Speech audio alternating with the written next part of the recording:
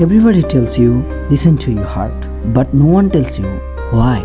This might not make sense, but I'm gonna try. Call me crazy, but I believe it's true. I believe everyone has something to offer in this world, something that they love, something that they might be good at if only they pursue. Be it becoming an astronaut and flying in space, be it taking pictures in the wild, telling the stories of nature's grace, be it expressing yourself into a void, hoping someday someone might see it, thinking even if it changes the life of one human being, it will be worth it. There has to be something that you and I can do this in the world that no one else would do if we did not exist. The world is gone, and there is very little chance that you and I will ever matter. Take that chance, for it's just our ideas and creation we persist.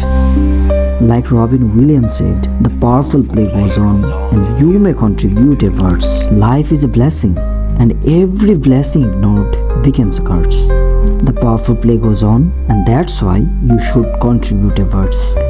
What will your words be? Ask your heart, for it already knows the story.